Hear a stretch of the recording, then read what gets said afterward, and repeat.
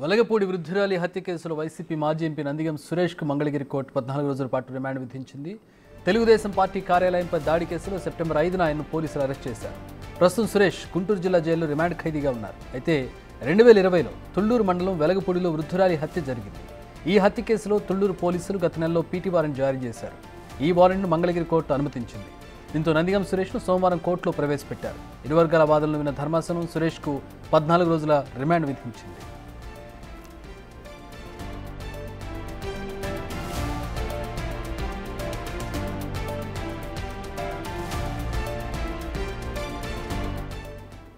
Right, మా ప్రతినిధి Sai Shankar join అవుతున్నారు. దీనికి సంబంధించి మరిన్ని వివరాలు తెలుసుకుందాం. సాయి శంకర్, సురేష్ మీద ఇప్పుడు 2 కేసులు ఉంటూ కనపడుతుంది. రెండో కేసు ఏదైతే వృద్ధురాలి హత్య కేసు ఉందో అందులో సురేష్ పాత్ర ఏంటి, ఏ సెక్షన్ల కింద ఇతను కేసు నమోదైంది ఇతని మీద? చక్రి తుళ్లూరు పరిధిలోని వెలగపూడిలో సెప్టెంబర్ 5 అంటే గతంలో జరిగినటువంటి ఈ కేసుకు సంబంధించినటువంటి అంశంలో అక్కడ ఘర్షణలు జరగడం జరిగింది. ఈ ఘర్షణల నేపథ్యంలో రాళ్ల దాడిలో మరియమ్మ అనేటటువంటి ఒక మహిళ అప్పుడు చనిపోవడం జరిగింది. అయితే అప్పుడు వైఎస్ఆర్సీపీ ప్రభుత్వం ఉన్నటువంటి నేపథ్యంలో అప్పుడు అక్కడ ఉన్నటువంటి చనిపోయిన బాధితులకు సంబంధించినటువంటి అంశంలో కేసులు ఏమి నమోదైనటువంటి పరిస్థితుల్లో అయితే ప్రస్తుతం ఆ కేసుకు సంబంధించినటువంటి అంశంలో నందిగామ సురేష్ ప్రధాన నిందితుడిగా కూడా పోలీసులు భావించడం జరిగింది.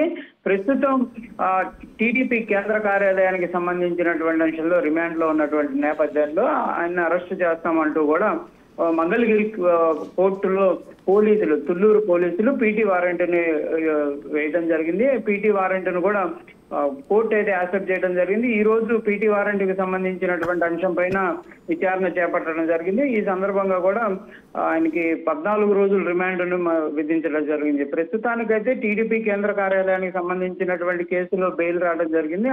ఆ కేసు తర్వాత ప్రస్తుతం ఈ పీటీ వారెంట్ వేసినటువంటి మహిళా హత్య కేసుకు సంబంధించినటువంటి అంశంలో 14 రోజులు రిమాండ్ విధించడంతో మళ్ళీ గుంటూరు జిల్లా జైలుకు ఆయన తరలించే అవకాశాలు ఉన్నాయి. ఈ కేసు 2020లో తుళ్లూరు మండలంలోని వెలగపూడిలో జరిగినటువంటి కేసు.